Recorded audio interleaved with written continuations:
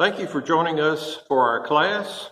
You know, if we go to 1 Kings 4:32, there it teaches that Solomon wrote about 3,000 proverbs. The Bible only contains about 900 proverbs, so there are a lot that have gone missing, and through God's providence, we have the ones that are so important. There are many missing topics in our Proverbs today where Solomon studied and wrote about nature and science, and those were of great importance, of course, but of much more importance are the topics that are preserved in our Bibles today. And there in the Proverbs, it talks about our relationship with God, our relationships with men, and also it talks about living righteously and obeying God and just wisdom there. So the Proverbs we have, about 900 of them that are preserved, are indeed very important and should be studied. So let's look at one of our preserved topics today, and it is about idleness, or being slothful, or being lazy. Different terms, the same thing. And to start out with, let's go to nature, and let's go to one of nature's smaller creatures, the ants, and Proverbs 6, verse 6. Feel free to pause the video to go and turn your Bibles there and follow along with us, Proverbs 6, and we'll be beginning at verse 6. Go to the ant, thou sluggard. So it's saying, lazy person, sluggard, go to the ant, consider the ant. Consider her ways and be wise. So look at what she is doing and learn from her, be wise. Which, the ant, having no guide, no overseer, nor ruler, she provides her meat in the summer and gathers her food in the harvest. And then it says, how long will you sleep, O sluggard? While the ant is working hard, you're lying there asleep. When will you arise out of your sleep? But then it says, the sluggard says, yet a little sleep, a little slumber, a little folding of the hands to sleep, but so shall thy poverty come. Poverty comes to the sluggard. Now, no one is forcing the ant to work. It works because of its wisdom, and animals can be wise, and the ant certainly is a great builder and constructor and worker. Wisdom sets certain standards of expectation. Wisdom demands our best efforts. Foolishness sets no standards and no expectations. And that's why poverty comes. Let's listen to, say, a colorful picture painted of a lazy man in Proverbs 26. Proverbs 26, and we'll be beginning at verse 14. As the door turns upon its hinges, so does the slothful upon his bed. Well, the door on its hinges turns slowly and maybe creaks a little bit as it moves along, and that's how the lazy person turns in their bed over to the other side. A colorful painting here. It says, the slothful hides his hand in his bosom. In other words, his hands are not out working, doing things, but he has his hand folded within his bosom, within his clothing. It says it grieves him to bring his hand, again to his mouth. He's so lazy that it even tires him out or grieves him to bring his hand to his mouth to feed himself. It goes on in verse 16, the sluggard, the lazy man, is wiser in his own conceit than 7 men. That in his own eyes, in his own conceited eyes, He feels like he's wiser than 7 men. Then let's go to Proverbs 24, verse 30. Proverbs 24, verse 30. I went by the field of the slothful, and by the vineyard of the man who was void of understanding. And lo, it was all grown over with thorns, and nettles, and covered the face thereof, and the stone wall thereof was broken down. Then I saw, and I considered it well. I looked upon it, and I received instruction. Now, he's considered the situation, and he's come to the fact, or the way of thinking of the slothful man. Why is the vineyard in such bad condition? Because the slothful man says this, yet a little sleep, a little slumber, a little folding of the hands to sleep, and so shall thy poverty come. He's talking about laziness there. In Ecclesiastes 10, verse 18, by much slothfulness the building decays, and through idleness of the hands the house drops through. Now here it's describing a house dropping through. In other words, the roof is caved in on this house. Where it could have been repaired and the house could have been kept in good condition, the lazy man did not do that, and the roof has dropped through into the house. From the beginning, idleness was not allowed by God in the perfect Garden of Eden, and it was perfection. Man was still given work to do. God gave him chores to do there in the garden. Man was never created, never allowed to just be here and be lazy. In Genesis 1, verse 26, it teaches that Adam was to have dominion over the animals, to be in charge of them, to be over them. Well, that's a job to do, and if that's not enough, then in Genesis 2:15 it says that Adam was to dress and keep the garden. So that would be something to keep the garden trimmed back, dead branches gathered up. It should be kept nice and neat, and so he was a gardener as well. Looking at our society, is idleness a problem today? Well, among some, it is. We definitely have those today who are lazy. We have some today who will not work. And then on the other hand, we have some people that today are probably busier than ever. People who are living at a frantic pace, the rat race, it's called. So could idleness be a problem today? With some it is, and with others it is not. They are not idle. In fact, as a member of the rat race, idleness is definitely not a problem with them. Or is it? Consider these questions. Could we be busy, and I mean super busy, and at the same time be idle in the important issues of life? Think about that. Could we be busy, running here and there frantically, and at the same time be idle in the important issues of life? Could we be busy and at the same time be idle in the eyes of God?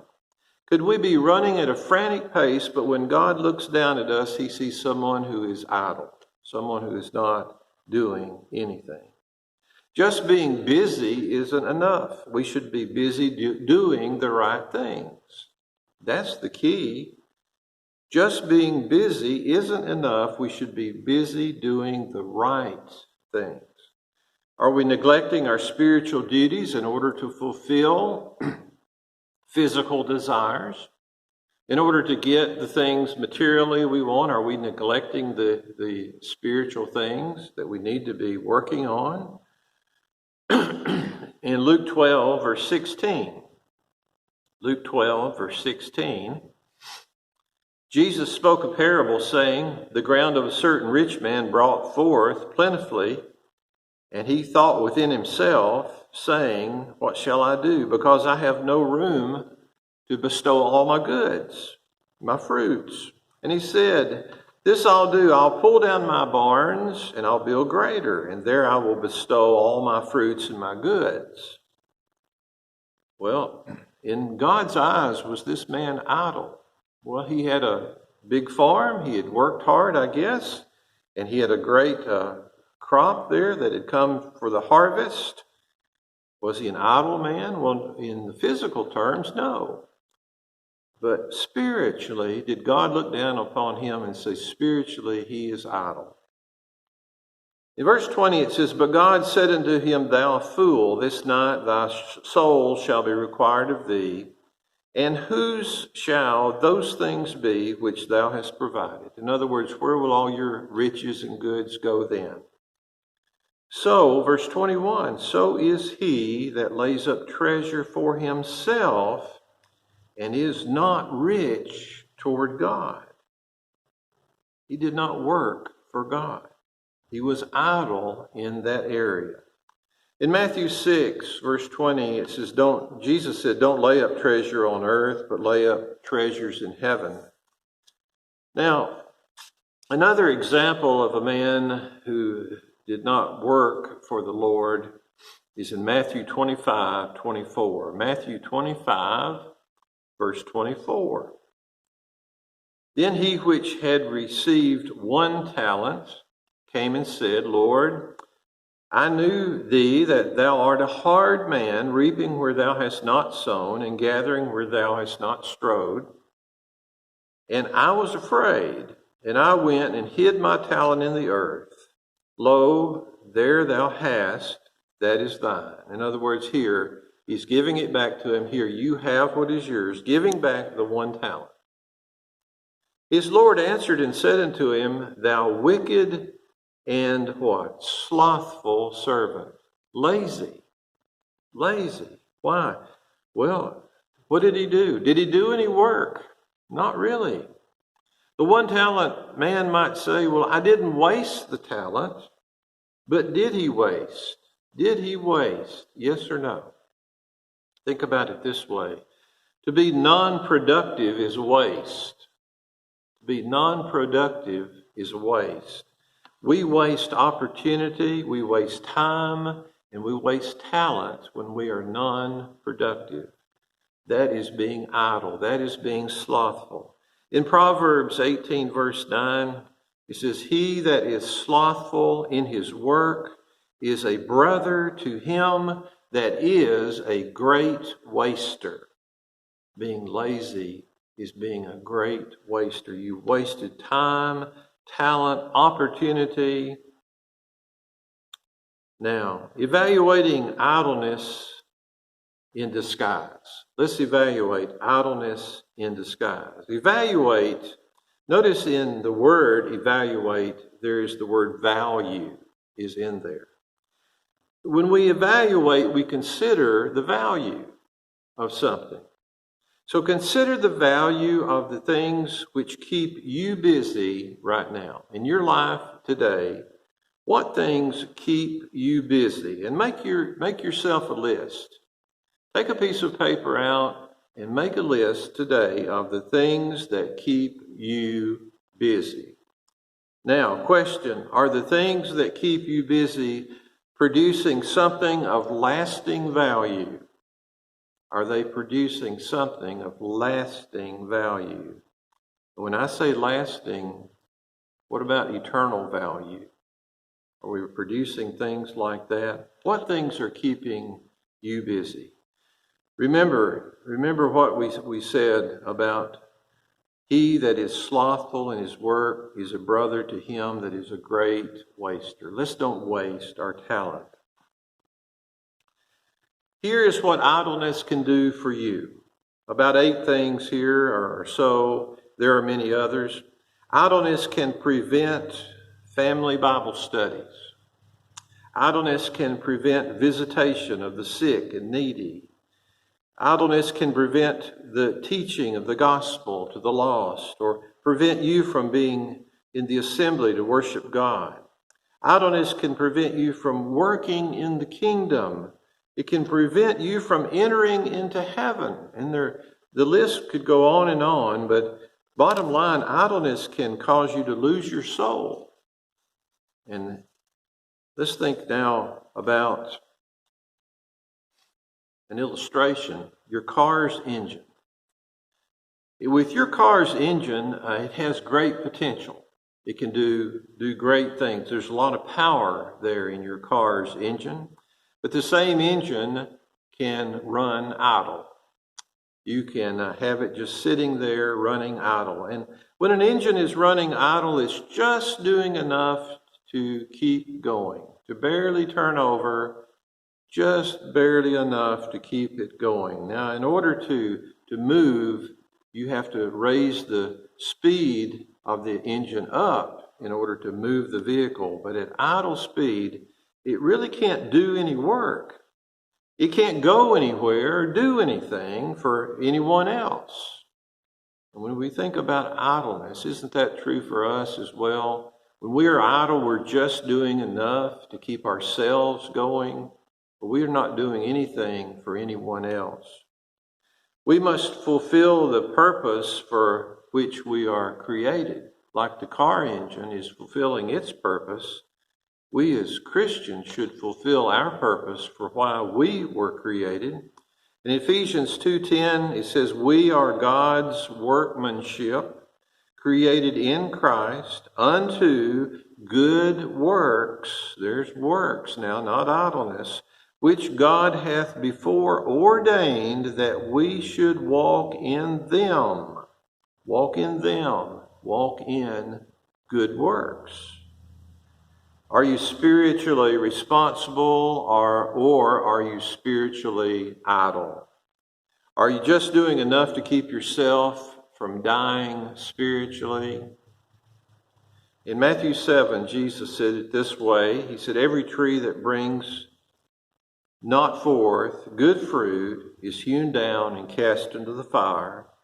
Wherefore by their fruits you shall know them. Not everyone that says unto me, Lord, Lord, shall enter into the kingdom of heaven, but he that does the will of my Father which is in heaven." Notice he's talking about us being workers, not just talkers. In Ezekiel 16:49, it says, "Behold, this was the iniquity of thy sister Sodom." We're talking about the city of Sodom here that was destroyed. And it says, "This is the iniquity of Sodom." This is Ezekiel 16:49. "Her iniquity was this: pride, fullness of bread, and the abundance of idleness was in her and her daughters. Neither did she strengthen the hand of the poor and the needy."